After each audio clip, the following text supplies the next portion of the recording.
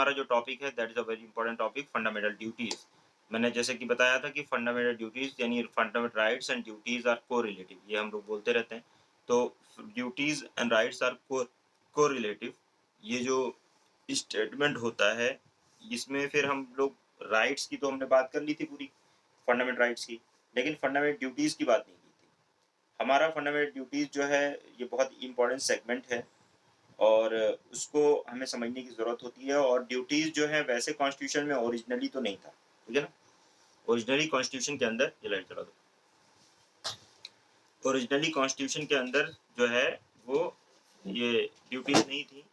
तो फिर 70 आपका 1976 के अंदर 42nd कॉन्स्टिट्यूशन अमेंडमेंट के अंदर जो है इंदिरा गांधी ने इसको ऐड करवाया, फंडामेंटल ड्यूटीज, क्योंकि राइट्स तो थे बट ड्यूटीज नहीं थी।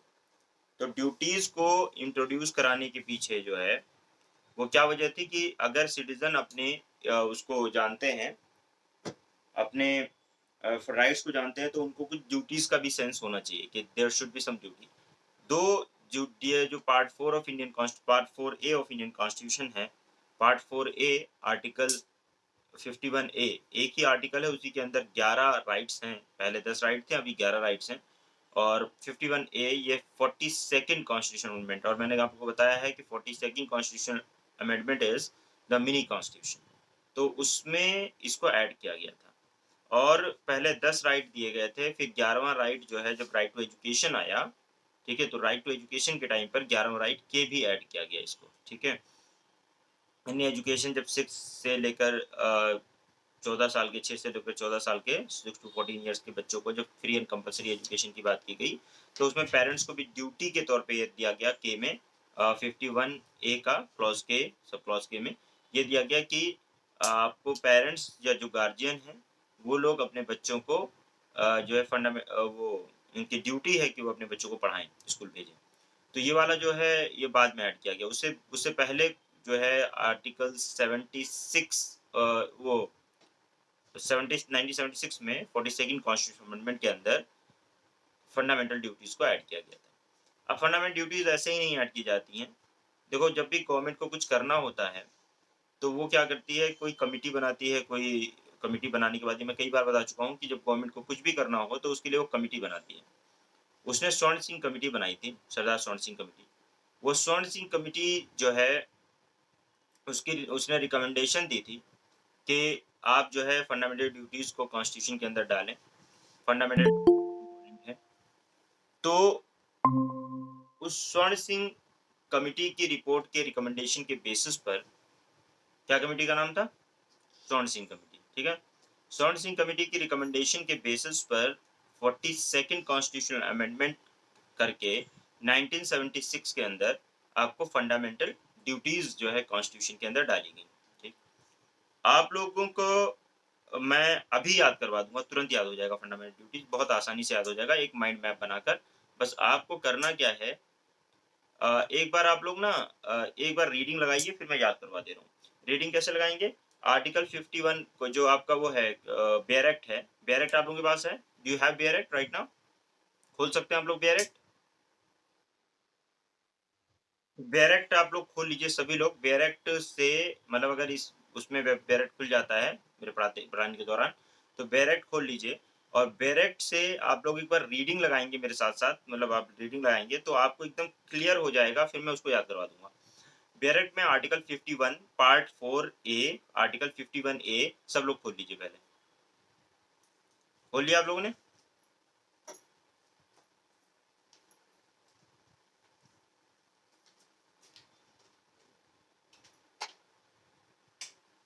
खोल लिया, वहां से बेयर एक्ट भी लिया।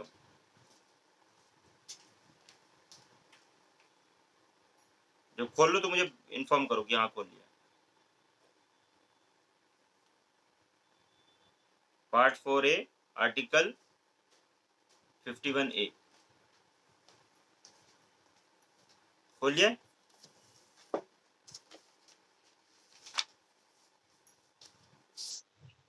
सब लोगों ने, मोनी,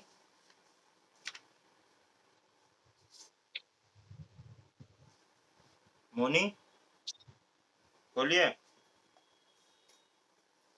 आर्टिकल 4A, ठीक है। इसमें देखो क्या लिखा हुआ है पार्ट 4A के अंदर, ठीक है। मैं याद अभी करा दूंगा, लेकिन उससे पहले एक बार रीडिंग लगा लो तो याद हो जाएगा। It is the duty of every citizen, the fundamental duties, it shall be the duty of every citizen of India, पहला A, to abide by the constitution and respect its ideals and the and institution, the national flag and national anthem, ठीक। Second, to cherish and follow the noble ideas that inspire the national struggle for freedom. C, to uphold and protect the sovereignty, unity, integrity of India. D, to defend the country and render national services which when called upon to do so. C, E, to promote harmony and the spirit of common brotherhood among all the people of India, transcending religion, linguistic, regional, sectional diversity, to renounce practices derogatory to the dignity of the women, ठीक है। उसके बाद में to value and preserve the rich heritage of our composite culture, और उसके बाद में है to protect and improve the natural environment including forest, lake, river, wild life and have compassion for the living creature. ये आपका add किया गया 42nd constitutional amendment 1976 में। और उसके बाद में नेक्स्ट था कि टू डेवलप, एच जो है to develop scientific temper, humanism and the spirit of inquiry and reform. I had to safeguard the public property and to abjure violence. And J had to strive towards excellence in all sphere of individual and collective activity, so that the nation constantly rise to higher level of endeavor and achievement, ठीक है। K, who is the parent और guardian, ये बाद में add किया गया, मैंने आपको बताया था, ठीक है। इसको कॉन्स्टिट्यूशन के अंदर 86 कॉन्स्टिट्यूशन अमेंडमेंट 2002 के अंदर ऐड किया गया था, ये बताया था मैंने आप लोगों को। मैंने बताया था ना, जब 86 कॉन्स्टिट्यूशन अमेंडमेंट में जब आर्टिकल 21A ऐड किया गया, उसी टाइम इनको भी ऐड किया गया, ठीक है। इसको भी, और आपका 48A जो है वो उसके फर्दरेंस में जब वो ऐड किया गया, सब्जेक्ट मैटर चेंज किया गया, मतलब उसका आर्टिकल 45 का, उसी टाइम ये सारी चेंजेस हुए। तो who is a parent and guardian to provide the opportunity for education to his child, और as the case may be, ठीक है, ward between the age of 6 years to 14 years। तो ये आपका मतलब इतने फंडामेंटल ड्यूटीज आपको दी हुई हैं, 11 फंडामेंटल ड्यूटीज हैं के लेकर, ठीक है ना। वालेकुम सर, कैसे हैं? हाँ, एक ऑनलाइन चल रही है। और बताएं, खैरियत है? तो देखें, ये देख लिया आप लोगों ने ड्यूटीज में। जो ड्यूटी दी है आपको वो ये है कि भाई आप अबाइड बाय द कॉन्स्टिट्यूशन, यानी कॉन्स्टिट्यूशन की रिस्पेक्ट करेंगे, कॉन्स्टिट्यूशन से बंधे हुए रहेंगे। कॉन्स्टिट्यूशन के आपको मेन रिस्पेक्ट करना है, उसके आइडियल्स जो हैं कॉन्स्टिट्यूशन में, ठीक है। जो इंस्टीट्यूशंस हैं जैसे पार्लियामेंट है, सुप्रीम कोर्ट है, ये सब इंस्टीट्यूशंस हैं। तो आइडियल्स एंड इंस्टीट्यूशंस जो हैं उनकी रिस्पेक्ट करेंगे। नेशनल फ्लैग जो हमारा राष्ट्रीय ध्वज है, उसकी रिस्पेक्ट करेंगे, एंड नेशनल एंथम की रिस्पेक्ट करेंगे। अच्छा, यहाँ पे कहीं पे भी लिखा नहीं है कि नेशनल एंथम को गाएंगे, इसमें लिखा है abide by the constitution and respect करना है। रिस्पेक्ट का मतलब ये नहीं होता कि आपको गाओगे तभी रिस्पेक्ट होगी। खड़े हो गए आप, आपने रिस्पेक्ट शो किया, खड़े हो गए, नेशनल एंथम चल रहा है, ठीक है, तो भी रिस्पेक्ट हो गई। तो ड्यूटी आपकी इतनी ही है कि आप उसको रिस्पेक्ट दें, ठीक। एक बात समझ में आ गई होगी। दूसरा है the cherish and follow the noble ideas which inspire the national struggle for the freedom. आप उन आइडियाज को हमेशा, जो नोबल आइडियाज हैं, जैसे अहिंसा है, आज़ादी है, जस्टिस है, इक्वालिटी है, फैटर्निटी है, ये सब आइडियाज जो हैं जिसने, और कि सेल्फ सेक्रीफाइस की भावना है कि भाई हमें आज़ाद चाहिए, हम एक हैं, हिंदुस्तानी हैं, ये वाली बात जो है कि जो भी नोबल आइडियल्स हैं, जो भी नोबल आइडियल्स और आइडियाज हैं जिनको, जिससे हम इंस्पायर्ड हुए, तो नोबल आइडियल्स जो हैं हमारे, चाहे वो क्या नाम है आइडियाज के फॉर्म में हो और चाहे आइडियल्स के फॉर्म में हो, जैसे सुभाष चंद्र बोस हैं, क्या नाम है गांधी जी हैं, उसके अलावा चंद्रशेखर आज़ाद वगैरह, ये जितने भी आइडियल्स हैं हमारे, तो नोबल आइडियल्स जिन्होंने इंस्पायर किया हमारे नेशनल स्ट्रगल को, उन लोगों को भी चेरिश करना, उन लोगों को भी रिस्पेक्ट देना, उनके आइडियाज को रिस्पेक्ट देना। उनको रिस्पेक्ट देने का मतलब है उनके आइडियाज को, भगत सिंह है, उनके आइडियाज को रिस्पेक्ट देना, ये हमारी ड्यूटी है। मतलब उनके आइडियल्स जो है नोबल आइडियल्स, उनके जिससे इंस्पायर किया, जिन्होंने नेशनल स्ट्रगल को, उनको रिस्पेक्ट देना, उनको चेरिश करना, उनको सेलिब्रेट करना, ये एक हमारी ड्यूटी। उसके अलावा uphold and protect the sovereignty, unity and integrity of India, यानी जितना आप कर सकते हो वो अपनी इंडिया की सॉवरेनिटी को, यूनिटी और इंटीग्रिटी को प्रोटेक्ट करने की कोशिश करनी है। यूनिटी एंड इंटीग्रिटी को प्रोटेक्ट करने है, एकता और अखंडता को प्रोटेक्ट करने के। सलाम कर रहा है। अस्सलाम वालेकुम सर, क्या हुआ? फोन करो उसको, कर रहा है तो। Sovereignty, unity and integrity of India को प्रोटेक्ट करने के लिए तो आप जो है क्या करें कि मतलब आपकी एक ड्यूटी ये है कि जहाँ तक आपसे हो सके आप जो है इंडिया की सॉवरेनिटी को, सॉवरेनिटी मैंने बताया है कि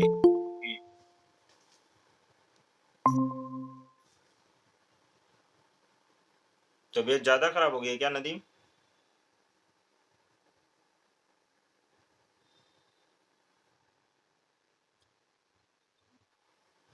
फीवर वीवर है क्या है?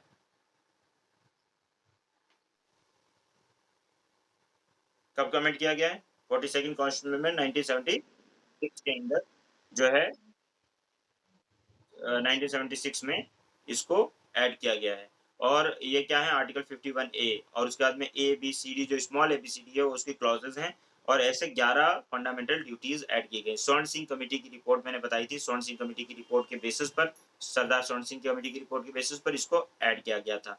और ये भी कहा गया कि ये जस्टिसिएबल नहीं है कोर्ट ऑफ लॉ में, यानी जैसे डीपीएसपी जस्टिसिएबल नहीं है, आप डीपीएसपी के बेसिस पर आप सुप्रीम कोर्ट नहीं जा सकते, हाई कोर्ट नहीं जा सकते। इसी तरह की अगर कोई फंडामेंटल ड्यूटीज को फॉलो नहीं करता है तो आप जो है जस्टिसिएबल नहीं है, बस आपको एक मॉरल ड्यूटी के तौर पे दिया गया है। लेकिन अभी इसमें ट्विस्ट है, वो मैं आगे बात करूंगा कि क्या ऐसा तो है नहीं ना कि आप क्या नाम है नेशनल फ्लैग की डिसरिस्पेक्ट करोगे और आपको कुछ नहीं होगा। हाँ, फंडामेंटल ड्यूटीज के बेसिस पर नहीं होगा, लेकिन अदर भी तो कानून है, ठीक है, और अदर लेजिस्लेशन, अदर कानून, अदर स्टेट्यूट भी तो हैं जिनके बेसिस पर आपको अरेस्ट किया जा सकता है, या इसी तरह से जो भी बहुत सारी चीजें इसमें हैं जिसमें ये नहीं कहा जाएगा कि आपने फंडामेंटल ड्यूटीज को तोड़ा है इसलिए आपको अरेस्ट किया जाएगा। उसके लिए आपको सिर्फ क्रिटिसाइज किया जा सकता है कि आपने फंडामेंटल ड्यूटीज फॉलो नहीं किया, लेकिन उसके लिए आपको कोई जेल में डाला जा सकता है क्योंकि जस्टिसिएबल नहीं है कोर्ट ऑफ लॉ में। लेकिन और भी कानून हैं जो अभी हम देखेंगे, जिन कानून के बेसिस पर अगर कोई फंडामेंटल ड्यूटी आप ब्रेक करते हो, तोड़ते हो, डिसरिस्पेक्ट करते हो तो दूसरे कानून के बेसिस पर आपको सजा मिल सकती है, लेकिन फंडामेंटल ड्यूटीज के बेसिस पर सजा नहीं मिलेगी, उसको वायलेशन करने के बेसिस पर। बात समझ में आ गई?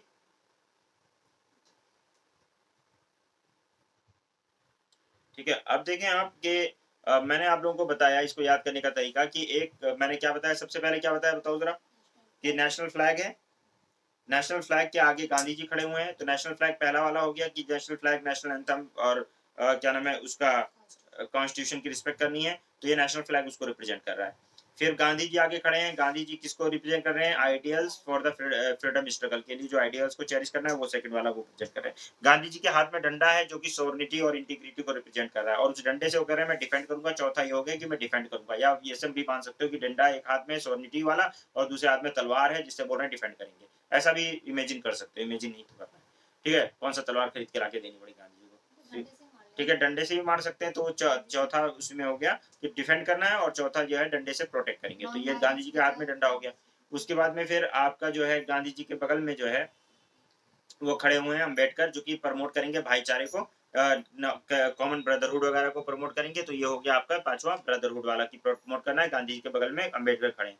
और उसके बाद में मैंने बताया कि वो लोग लाल किले के ऊपर खड़े हैं, आप देखेंगे इमेजिन करेंगे कि लाल किले पे हैं, तो लाल किले मतलब रिच हेरिटेज और कल्चर को प्रमोट करना है। और मैंने बोला लाल किले के सामने बगल में मतलब पार्क है, ऐसे बीच में रोड है और बगल में दो पार्क है, तो पार्क क्या है वो एनवायरमेंट को रिप्रेजेंट कर रहे हैं, ठीक है। उसके बाद में फिर उनके बगल में देखेंगे आप जो गांधी जी के दूसरी साइड में, जैसे एक साइड में तो भीमराव अम्बेडकर खड़े, तो दूसरी साइड में जो है एपीजे अब्दुल कलाम खड़े हैं, जो कह रहे हैं साइंटिफिक टेम्पर डेवलप करने के लिए, क्योंकि उनका काम ही वही था, साइंटिफिक टेम्पर डेवलप करने की बात कर रहे हैं। और उसके बाद में वो ये कह रहे हैं कि देखो, और उसके में आप देखिए जो पार्क सामने लगा हुआ है उस पार्क के चारों तरफ जो फेंसिंग लगी हुई है, फेंसिंग मतलब क्या है कि जो मतलब उसको प्रोटेक्ट करने के लिए लगा हुआ है, ठीक है, तो वो दिख रहा है, तो प्रोटेक्ट करने के लिए जो फेंसिंग लगी हुई है, जो तार लगे हुए हैं, वो प्रोटेक्ट कर रहे हैं किसको, इन्वायरमेंट वगैरह को, तो यहाँ पे प्रोटेक्ट करना, सेफ गार्ड करना, पब्लिक प्रॉपर्टी को सेफ गार्ड करने की बात है। फिर उसके बाद में बोला है कि उसके बाद में वो कह रहे हैं, एपीजे अब्दुल कलाम कह रहे हैं कि हर लाइफ के हर स्फेयर में एक्सेल करो, एक्सेल कर रहा है तभी कुछ कर पाओगे जिंदगी में, हर इंडिविजुअल लेवल पर आगे बढ़ो, ये कहा है। उसके बाद में फिर आपका जो है के जो है ये बोलता है कि अपने बच्चों को आप मतलब फिर वो अब एपीजे अब्दुल कलाम साहब कह रहे हैं कि एक्सेल करना है और अपने बच्चों को एक्सेल कराने के लिए क्या करना पड़ेगा, पढ़ाना पड़ेगा, तो उसके लिए आपको स्कूल भेजना पड़ेगा। तो वहाँ देखिए कि लाल किले के सामने जो रोड है उस पे बच्चे जो है स्कूल पे बैग टांग के जा रहे हैं बाहर, ठीक है, स्कूल बैग टांग के कहाँ जा रहे हैं, बाहर जा रहे हैं स्कूल, ठीक है, पढ़ने के लिए, ठीक है। तो ये ऐसे मतलब आप माइंड मैप भी बना लोगे तो आपको याद हो जाएगा। पहले बात बताओ, समझ में आ गया?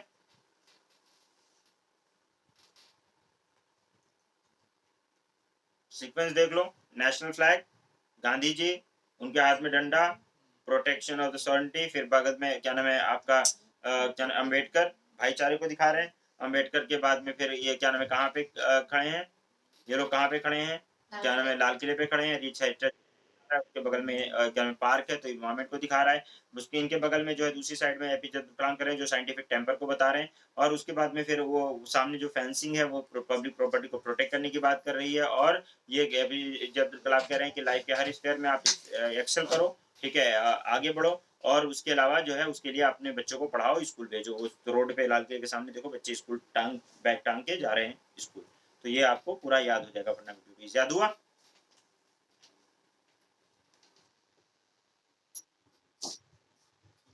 ठीक, तो बस ठीक है, इतना बहुत है कि 50-60% याद हो जाए तो बहुत है, कम नहीं है। अच्छा, अब देखते हैं कि इसको डिटेल में हम बात करते हैं एक-एक चीज़ की, ठीक है ना? कुछ पॉइंट्स जो बहुत इंपॉर्टेंट है, जैसे मैंने बोला कि abide by the constitution, constitution से मतलब बंधे रहें, अबाइड रहें और रिस्पेक्ट करें नोबल आइडियाल्स और एंड इंस्टीट्यूशंस और नेशनल फ्लैग और नेशनल एंथम। तो इसमें 2 बातें मैंने बताई कि एक सॉन्ग नहीं लिखा हुआ है कहीं पे, नेशनल फ्लैग और नेशनल एंथम की रिस्पेक्ट करनी है, कॉन्स्टिट्यूशन की रिस्पेक्ट करनी है, जो इंस्टीट्यूशंस हैं सुप्रीम कोर्ट वगैरह या आइडियल्स हैं उनकी रिस्पेक्ट करनी है। ये पहला वाला बोलता है, ठीक है। नेशनल, और उसमें कहीं पे सिंग नहीं लिखा हुआ है, गाना गाना नहीं करना है, सिर्फ रिस्पेक्ट करना है। गाने का मतलब ये जरूरी नहीं है कि गाओ, ठीक है, ड्यूटी ये नहीं है गाने की। इसमें क्या है कि आपको रिस्पेक्ट करने के लिए कहा गया, वैसे भी जस्टिसेबल तो है भी नहीं।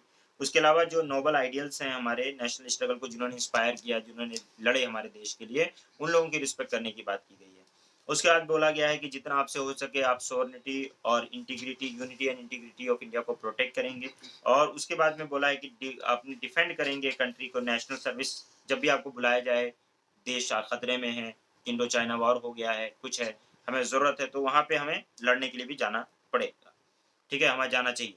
उसके अलावा हमारी ड्यूटी है। उसके अलावा एक कॉमन ब्रदरहुड डेवलप करना है, और क्या नाम है आपको कॉमन ब्रदरहुड लोगों के अंदर डेवलप करना है।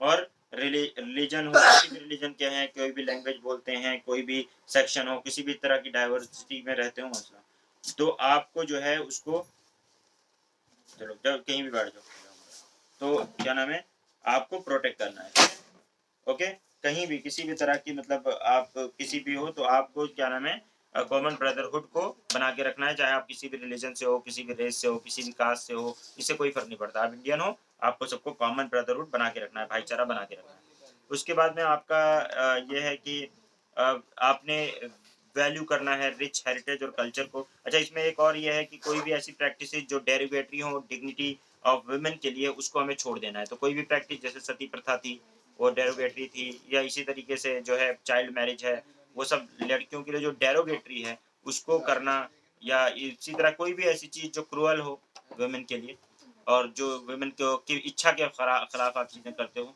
तो वो चीज़ों को आपको छोड़ना है, ठीक है। अच्छा, उसके अलावा ये इंडिविजुअल की ड्यूटी है, याद रखिए, स्टेट की ड्यूटी नहीं है, इसको इंडिविजुअल के लिए है ये, ठीक है, हम लोगों के लिए है। उसके अलावा आपका ये है कि रिच हेरिटेज और कल्चर कल्चर जो हमारा है उसको प्रिजर्व करना है, चाहे वो जामा मस्जिद हो, चाहे वो लाल किला हो, चाहे कोई और हो, ठीक है, उसको प्रोटेक्ट करना है, उसके रिस्पेक्ट, उसको क्या नाम है अपना समझना है। कंपोजिट कल्चर को बनाए रखना है, गंगा यमुनी सभ्यता है तो उसको बनाए रखना है। उसके अलावा जो है आपका नेचुरल इन्वायरमेंट, फॉरेस्ट, लेक वगैरह को प्रोटेक्ट करना है। इसके बाद में एक वर्ड जो है वो तो समझ में आ गया होगा, क्योंकि इन्वायरमेंट की एमसी मेहता के बाद तो बहुत बातें हुई हैं। एक और वर्ड इसके अंदर है बहुत फेमस, और इसमें कई बार एडिटोरियल भी आया है हिंदू का, साइंटिफिक टेम्पर डेवलप करना, humanism and spirit of inquiry. तो ये साइंटिफिक टेम्पर क्या होता है जरा बताएंगे, और इसको कॉन्स्टिट्यूशन में क्यों डाला गया कि साइंटिफिक टेम्पर डेवलप करना? जानते हैं आप लोग, जानते हैं साइंटिफिक टेम्पर डेवलप करने का क्या मतलब है और क्यों डाला गया इसको, वाई? अरे तुम लोग भी पढ़ी लो, कौन सा याद है तुम्हें? हाँ, याद है? याद है? क्या बात। साइंटिफिक टेम्पर होता है कि अपना, एक मिनट रुकिए। साइंटिफिक टेम्पर आप लोगों को पता है, जानते हो साइंटिफिक टेम्पर? अरे बोल दो नहीं जानते हैं, जब तो बोलोगे नहीं पढ़ाऊंगा। संजीता पता है साइंटिफिक टेम्पर क्या होता है? नाम लेकर पूछना पड़ेगा, बताएंगे। आवाज नहीं आ रही क्या मेरी?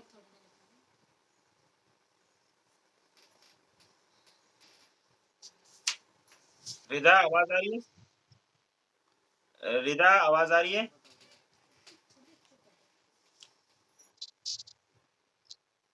अच्छा तो पता नहीं है ना, बोलो तो नहीं पता।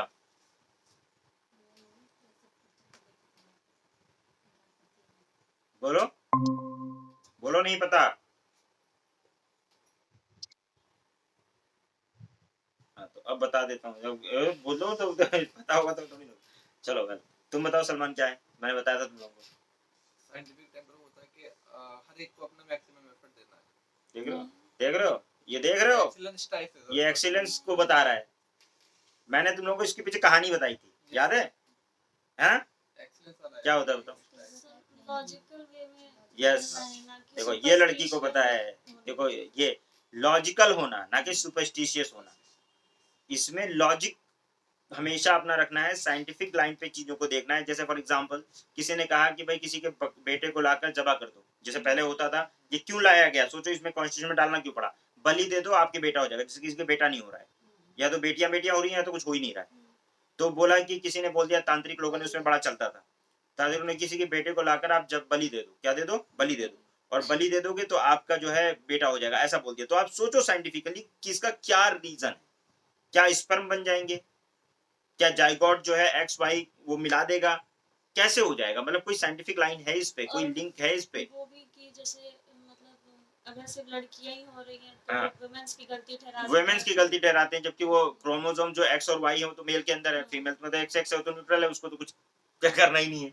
तो जो है मेल की वजह से है, तो उसमें भी मेल की कोई गलती नहीं, क्योंकि मैं अपना वाई क्रोमोसोम जाके तो एक्स पे नहीं रखूंगा ना, that is done by God. तो वही तो मैं बता रहा हूँ, ये तो फालतू की कहानी है कि एक्स क्रोमोसोम्स और वाई क्रोमोसोम्स जो है वो तो मेल के अंदर है, फीमेल के अंदर ही नहीं। तो लड़का पैदा करने के लिए तो मेल ही अगर जिम्मेदार है कोई तो मेल है, वैसे वो तो भी जिम्मेदार नहीं है बेचारा, उसकी क्या गलती, लेकिन मतलब या उसके क्या क्या उसका वो कैसे किसी के लड़के हो रहे हैं तो उसका भी कोई गलती भी नहीं है, और उसका कोई उसमें वो भी नहीं है, क्या नाम है कि मर्दानगी है कि हाँ भाई मेरे तो 10 दो दो चार चार बच्चे लड़के पैदा हो रहे हैं, तो ये सब नहीं ठीक है, ये सारी गलत चीजें हैं।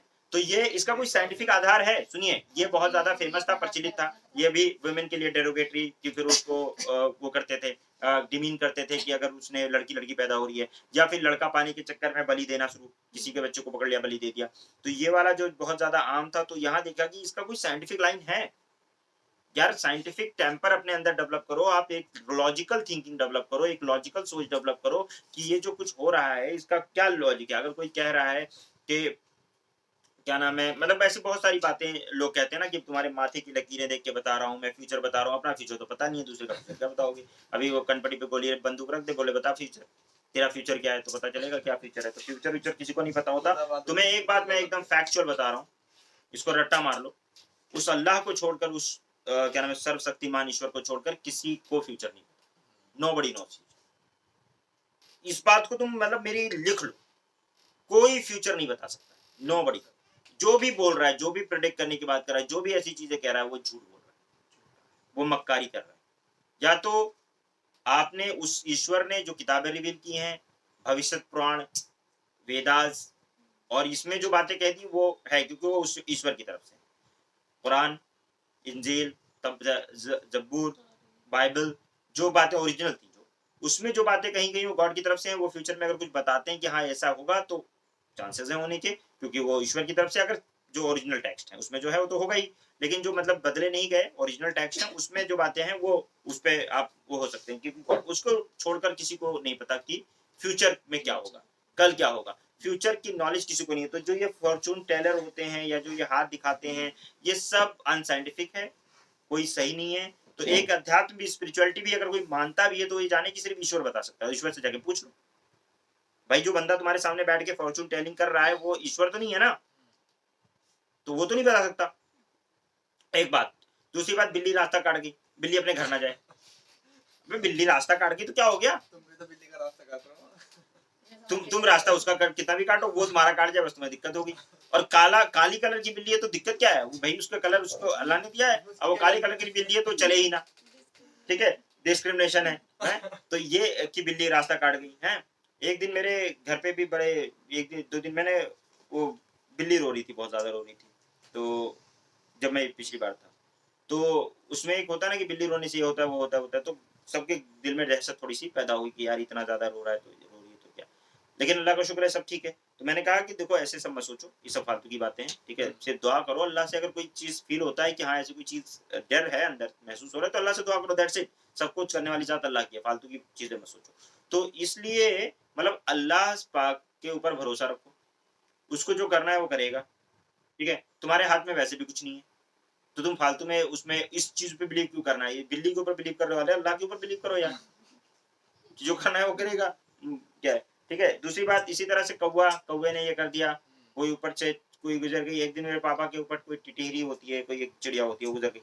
अब उनको पता नहीं किसने बता दिया होगा, कह रहे हैं ये जिसके ऊपर टिटहरी गुजर जाती है वो मर जाता है, ये वो करने लगे। मम्मी को बता रहे थे, तो मम्मी ने मुझे बताया, कह रहे थे टिटहरी टें बोल के चली गई तो मतलब टें हो गए, ये ऐसे बोलते हैं लोग, तो ये गलत। तो वो अब भाई 10-15 दिन 50 दिन बाद कोई कोई ना कोई मरेगा ही, आदमी मर ही जाता है, कोई इंसान जिंदा तो नहीं रहता। जिसके ऊपर से बोल के नहीं करती क्या वो नहीं मरता है, ठीक है।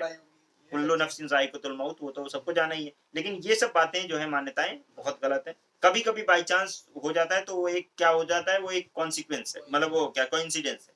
अब कोइंसिडेंस में हो गया तो उसको आप वो नहीं मानेंगे। तो ये है साइंटिफिक टेम्पर, कि आप साइंटिफिक टेम्पर का मतलब ये है कि कोइंसिडेंस, जैसे ताजिया जो लोग रखते हैं, अगर उन्हें ताजिया रखना छोड़ दिया तो उनके यहाँ के ये मान्यता होती है कि और कुछ हादसे हो जाएंगे, तो फिर अल्लाह उनको आजमाता भी है, कुछ हादसा थोड़ा बहुत हो ही जाता है छोटा मोटा। तो फिर अगर वो उसको कहते नहीं ये सब कुछ नहीं होता, सब करने वाली जात अल्लाह की है, तो फिर उनको आगे हादसे नहीं होंगे। लेकिन होता क्या है कि वो फिर उस पर दोबारा से आ जाते हैं, क्योंकि उनका ईमान टेस्ट होता है ना, तो टेस्ट में फेल हो जाते हैं। तो ये साइंटिफिक टेम्पर है। साइंटिफिक टेम्पर का मतलब ये है कि आप किसी चीज से एसोसिएट मत करिए कि फ्यूचर की घटनाएं किसी को पता है या हो जाएगा। इसी तरीके से किसी के बलि के दे देने से, किसी के ऊपर कुछ वो करवा देने से आपका क्या भला हो रहा है, उसका साइंटिफिक क्या रीजन है? बलि देने से साइंटिफिक तो कोई वो नहीं है। तो आप एक साइंटिफिक टेम्परामेंट डेवलप करें, स्पिरिट ऑफ इंक्वायरी सोचिए। स्पिरिट ऑफ इंक्वायरी इसी में ऐड किया हुआ है कि आप सोचिए कि ऐसा क्यों है, क्या है, रीजन है, रिफॉर्म करने की कोशिश करिए, पूरी पुरानी सभ्यताओं में ना बंधे रहिए। आप पूछिए कि क्यों ऐसा है, कि क्या वो है, ठीक है। इसी तरीके से जो उसमें भी बोला कि वुमेन के लिए तो देवदासी वगैरह की जो प्रैक्टिसेस थी, या जो क्या नाम है सती प्रैक्टिसेस थी, वो भी डेरोगेटरी वुमेन के लिए थी, तो वो भी नहीं करना है। उसके अलावा बोला है कि भाई स्पिरिट ऑफ इंक्वायरी समझ में आ गई कि हर चीज के बाद साइंटिफिक लॉजिकल बात सोचो। हमारे यहाँ तो ऐसे ही लॉजिकल, वैसे ही इतने लॉजिकल लोग हैं, तो सोचो कि ड्यूटी बतानी पड़ी कि भैया तुम ड्यूटी कर लो, है। उसके बाद में फिर क्या नाम है पब्लिक प्रॉपर्टी वगैरह को बचाने के बाद में फिर ये क्या नाम है, ये जो बोला जे में कि to strive towards excellence in all sphere of individual and collective activities. तो क्या कह रहा है कि आपको एक्सेल करना है, एक्सीलेंस लेकर आना है, किसमें, all sphere of individual and collective activities. और क्या लिखना है ना, एक्सेल करना है, हायर लेवल पे ले जाके इंडिवेवर करना है, कोशिश करनी है अचीवमेंट करने की। अब बताओ, हम लोग इतने निठल्ले हैं कि हमें कॉन्स्टिट्यूशन बता रहा है, ठीक है, इतने निठल्ले हैं कि क्या नाम है इंडिविजुअल स्फीयर में एक्सेल करने की कोशिश करो, ठीक है, और आगे बढ़ते रहो, क्योंकि जब आप आगे बढ़ोगे तो हायर लेवल पे जाओगे तो देश आगे जाएगा, ठीक है। हमें बता रहा है, कौन समझा रहा है? कॉन्स्टिट्यूशन समझा रहा है। मतलब कॉन्स्टिट्यूशन को समझाने की जरूरत पड़ती है, कितने निठल्ले लोग हो यार। इंडिवेवर करो, कोशिश करो, है। उसके अलावा देखो, पेरेंट्स वगैरह को इतनी अकल नहीं है कि बच्चों को स्कूल भेजना है, तो बोल रहा है ड्यूटी दे रहा है कि देखो कॉन्स्टिट्यूशन ड्यूटी दे रहा है, कितना कितना अच्छा कॉन्स्टिट्यूशन है। इंडिविजुअल को भी ड्यूटी दे रहा है, क्या दे रहा है कि पेरेंट्स और गार्जियन जो है, यानी सिर्फ पेरेंट्स नहीं, मान लो किसी के पेरेंट्स ना हो तो गार्जियन जो है, तो जो भी गार्जियन है उनको उनको अपॉर्चुनिटी देनी चाहिए बच्चों को पढ़ने की। अब बताओ, आज भी क्या नाम है सबको बताना पड़ता है कि यार अपने बच्चों को पढ़ा लो। कॉन्स्टिट्यूशन कब से कह रहा है कि पढ़ा लो, है। तो अपने बच्चों को पढ़ाओगे नहीं तो कैसे देश आगे बढ़ेगा? तो बच्चों को पढ़ाओ, उन्हीं में से कोई एपीजे अब्दुल कलाम बन सकता है, कोई कुछ बन सकता है, कोई कुछ बन सकता है कि नहीं है? ये कह रहा लोगों को कॉन्स्टिट्यूशन नहीं पता इसलिए। हाँ, तो लोगों को कॉन्स्टिट्यूशन नहीं पता है, लेकिन कॉन्स्टिट्यूशन मतलब ड्यूटी दे रहा है। सोचो कितना इंपॉर्टेंट बात, ये कितना जरूरी हो गया कि कॉन्स्टिट्यूशन में डालना पड़ गया, राइट। मतलब फिर ये इसकी आदत खराब हुई, ये हंसते हुए जो बोलती है ना, अरे कब सुधरोगी तुम, कब सुधरोगी, ये बोलते हैं मुझे डांटो। आप मैंने सुनिए ना क्या कह रहा है कि लोगों को कॉन्स्टिट्यूशन नहीं पता इसलिए नहीं पढ़ा वो रहे कह रहा है, बच्चों ठीक है, मैं मुझे भी हंसी आई, उसने बोला, मैंने सुना, मुझे हंसी आई। हंसना, हंसते हुए बोलना एक पागलपन है। मैं आ जाती है तो किसी को छोड़ अभी वो स्टूडेंट एटीट्यूड में है तो इसलिए पढ़ रही है। चलो अच्छा ठीक है, वेल नहीं तो इतने पे तो आ चुकी होगी। चलो मेरी तरह थोड़ी ना हर कोई है हम्बल उम्बल है। अच्छा चलो एक्सीलेंस करना है। तो एक्सीलेंस करना है लाइफ में, ठीक है, और एक्सीलेंस ऐसे करेंगे हम, ठीक है। बच्चों जो पेरेंट्स और गार्जियन अपने बच्चों को स्कूल भेजे, आज भी स्कूल चलो मिड डे मील देकर और कैसे कैसे करके बुलाना पड़ता है कि आ जाओ भैया पढ़ा लो पढ़ा लो, पढ़ेगा इंडिया पढ़ेगा इंडिया तो तभी तो पढ़ेगा इंडिया, ये हो गया। अच्छा तो आज ये है, बस इतना है। थोड़ी सी देखें, मैं आप फटाक से 5 मिनट और स्लाइड शेयर कर दे रहा हूँ आप। Indian constitution article 51A fundamental duties देखें, इसमें मैंने कुछ चीज़ें लिस्ट कर दी हैं दैट यू मस्ट नो। क्या क्या लिस्ट किया है भैया, देखें ज्वाइन कर लो तुम लोग भी, ऐसे ज्वाइन कर लो और उस बस माइक बंद रखना। और तो part 4A 51A article 42nd constitution, पहली चीज़ तो यह है कि 42nd कॉन्स्टिट्यूशनल अमेंडमेंट जो है 1976 इसमें इसको ऐड किया गया है। इसकी इंपॉर्टेंट बात यह है कि जो आपकी बुक में नहीं है, जो बुक में नहीं है वो मैंने क्या है कि आर्टिकल 29(1), आर्टिकल 29(1) ये कॉन्स्टिट्यूशन का नहीं, ये आर्टिकल 29(1) जो है, ठीक है। ये कौन ज्वाइन करना चाह रहा है? अच्छा ज्वाइन हो गई क्या साजिया, एडमिट करना पड़ेगा। अच्छा आर्टिकल 29(1) जो है, ठीक है, ये यूनिवर्सल डिक्लेरेशन, उसको उसको वो कर लो, म्यूट कर दो। नहीं अच्छा नहीं होगा, अच्छा तो मतलब मेरी आवाज़ नहीं बंद होगी। अच्छा अच्छा आर्टिकल 29(1) जो है of universal declaration of human right, universal declaration of human right जो है ना, इसका आर्टिकल 29(1), अब इसको कॉन्स्टिट्यूशन का 29(1) मत समझ लेना, ठीक है ना। इसमें जो है ह्यूमन राइट की बात की गई है। ह्यूमन राइट की बात कहाँ की गई है? Universal declaration of human right, उसमें कहा गया है, ये human declaration of human right में सबसे पहले जो बात की गई है वो ये बात की गई कि everyone has duty to the community in which alone the free and full development of his personality is possible. तो एवरीवन, ठीक है, हैज ड्यूटी, हर किसी की ड्यूटी है, has duty to the community in which alone the free and full development of his personality is possible. ये जो कहा है ना, ये universal declaration of human right article 29 clause 1 की जो है ये वो है, क्या नाम है, वर्डिंग है। और आप लोग यार प्लीज कीप इन माइंड ये आर्टिकल, ठीक है, आर्टिकल 29 क्लॉज 1 ऑफ यूनिवर्सल, आवाज आवाज आवाज कम कर लो जितना कम कर सकते हो, यूनिवर्सल, ठीक है, universal declaration of human right, everyone, ठीक है, everyone has duty to the community in which they alone. तो ये जब आप लिख दोगे ना, universal declaration of human right का आर्टिकल 29 जो है ये बात करता है, इसकी ये बातें करता है, ड्यूटीज की सबसे पहले जो बात की गई है वो universal declaration of human right में मेन बात की गई है। तो आपको ना नंबर एक्स्ट्रा मिलेंगे और ये आपके बुक में कहीं नहीं लिखा हुआ, ये मैंने खुद मेरी स्लाइड से है, ठीक है ना। ओके दूसरा, पहली लाइन जिसे 2017 में क्वेश्चन आया, क्या आया था question? Rights and duties of the citizen are correlative, याद है, एंड इनसेपरेबल, राइट। तो ये वही क्वेश्चन है, पहली लाइन से लिखा हुआ है कि राइट्स एंड ड्यूटीज आर जो है कोरिलेटिव है और इनसेपरेबल है, दोनों को साथ में लेके पढ़ना चाहिए। ओरिजिनल कॉन्स्टिट्यूशन में सिर्फ फंडामेंटल राइट्स थे बट ड्यूटीज नहीं थी, ठीक है ना, सेकंड वाला पॉइंट में नहीं थी। उसके बाद में क्या हुआ? None of the constitution of the major democracy, ठीक है, लाइक यूएसए, आपका Canada, France, Germany, Australia and so on specifically contain a list of duties of the citizen. Socialist economy जो है, ठीक है, उनके यहाँ ड्यूटीज का भी इंपॉर्टेंस है जैसे राइट्स का इंपॉर्टेंट है, ठीक है। बोलो नहीं, सुनो डिस्टर्ब होता हूं मैं। तो ठीक है, एक तो ये जो है क्या होता है कि मेजर जितनी भी डेमोक्रेसीज हैं चाहे यूएसए वगैरह में, इसमें राइट्स की बात है, ड्यूटीज की बात नहीं है। लेकिन जो सोशलिस्ट हैं जैसे यूएसएसआर वगैरह ये सब, तो उनके यहाँ पे जितना फंडामेंटल राइट्स को इंपॉर्टेंस दिया जाता है उतना ही सोशलिस्ट कंट्रीज में ड्यूटीज को भी इंपॉर्टेंस दिया जाता है, ठीक है। तो हम थोड़ा सोशलिस्ट की तरफ वो भी हैं तो हमने भी डाल दिया इसको। फंडामेंटल ड्यूटीज जो है इंडियन कॉन्स्टिट्यूशन के अंदर इंस्पायर्ड है फ्रॉम यूएसएसआर से। किससे इंस्पायर्ड है? यूएसएसआर, यूनाइटेड सोवियत रूस से, रशिया से हम लोग जो हैं, ठीक है, सोवियत सोशलिस्ट रशिया से हम लोग इंस्पायर्ड हैं। यूएसएसआर, ये यूएसएसआर कैपिटल है, ये स्मॉल हो गया उसमें, ठीक है। तो यूएसएसआर आज का जो रशिया है वो पहले यूएसएसआर था, पूरा कंबाइन था। तो वो जो है आपका वहां से हमने लिया है। स्वर्ण सिंह कमेटी, मैंने आपको बताया कि स्वर्ण सिंह कमेटी, ये क्वेश्चन एग्जाम में आ चुका है, यूपीएससी प्री का क्वेश्चन है कि किसकी रिकमेंडेशन के बेसिस पर जो है वो डाला गया था फंडामेंटल ड्यूटीज। तो स्वर्ण सिंह कमेटी की रिकमेंडेशन थी, किसकी थी? ये सरदार स्वर्ण सिंह भी लिखा रहेगा कहीं कहीं ना, सरदार स्वर्ण सिंह की कमेटी 1976 में कांग्रेस गवर्नमेंट ने सेटअप किया, सरदार स्वर्ण सिंह, हाँ लिखा तो है, सरदार स्वर्ण सिंह कमेटी सेटअप किया, जिसने रिकमेंडेशन दिया फंडामेंटल ड्यूटीज के बारे में। क्या आप लोगों को मेरी आवाज आ रही है, समझ में आ रही है बात ऑनलाइन वालों? जिसने कमेटी ने रिकमेंड किया एक सेपरेट चैप्टर डालने के लिए कॉन्स्टिट्यूशन में कि भैया डाल दो एक सेपरेट चैप्टर। कांग्रेस गवर्नमेंट ने इसको एक्सेप्ट किया और 42nd कॉन्स्टिट्यूशनल अमेंडमेंट करके मिनी कॉन्स्टिट्यूशन जिसको मैंने बताया कहते हैं, और इसमें इन्होंने जो है आपका 41A आर्टिकल डाल दिया, और उससे क्या हो गया 41A आर्टिकल के अंदर जो है न्यू पार्ट एक ऐड कर दिया गया कॉन्स्टिट्यूशन के अंदर, और जो कि राइट्स की बात करता है, जिसमें मैंने अभी आप लोगों को बताया कि अबैड बाय द कॉन्स्टिट्यूशन वो सारी बातें। ये जो है कहाँ तक था आपका, के जे तक था, जे तक तो पहले ऐड कर दिया गया। फिर ये जो के वाला पार्ट है कि जो पेरेंट है और जो गार्जियन है वो अपॉर्चुनिटी प्रोवाइड करेंगे, ठीक है, ये किसके लिए, ये कहाँ से आया, ये 86 कॉन्स्टिट्यूशनल अमेंडमेंट 2002 में जब आर्टिकल 21A ऐड किया गया, ठीक है ना, तभी इसको भी ऐड किया गया। और इसके साथ साथ आपको ये भी पता है कि सब्जेक्ट मैटर में आर्टिकल 45 के चेंज किया गया था, राइट। तो ये आपका हो गया। अच्छा, अब मैंने ये बताया कि दीज आर नॉट जस्टिसेबल, ठीक है ना, unlike the fundamental right.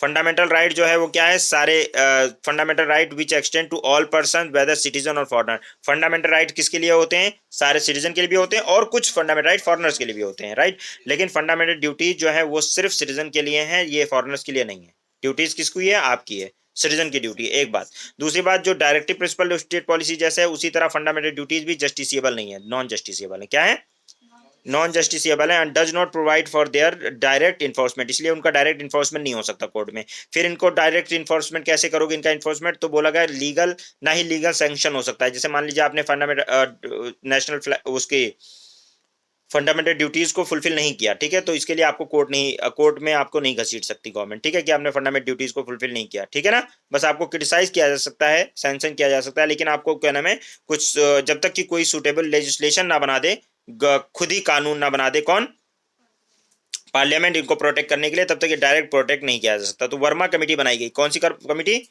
Verma committee, ये जस्टिस वर्मा थे, इनकी कमेटी बनाई गई, जस वर्मा। इन्होंने, जो वर्मा कमेटी थी, इनसे बोला गया कि अच्छा आप भाई तो जूरिस्ट हैं, आप क्या नाम है, इतने बड़े जज हैं, आप जरा ये बताइए कि क्या फंडामेंटल ड्यूटीज को प्रोटेक्ट अगर हमें करना हो तो क्या हमारे पास कुछ लीगल प्रोविजन है, क्योंकि हम डायरेक्ट तो फंडामेंटल राइट को से डायरेक्ट सुप्रीम कोर्ट जा नहीं सकते वायलेशन पे, तो हमें, या कहीं कोर्ट जा नहीं सकते, ना किसी को सैंक्शन कर सकते, ना किसी को सजा दे सकते हैं।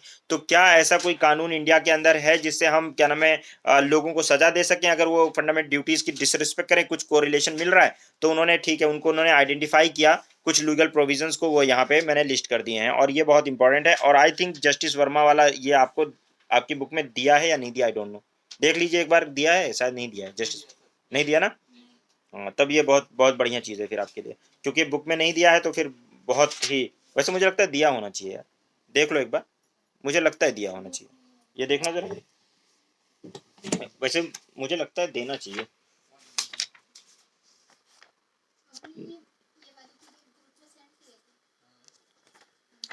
तुमने तो पढ़ के भी भूल गई होगी ना, तुम्हारी तो बात ही छोड़ दो, पढ़ के भूल गई होंगी क्या,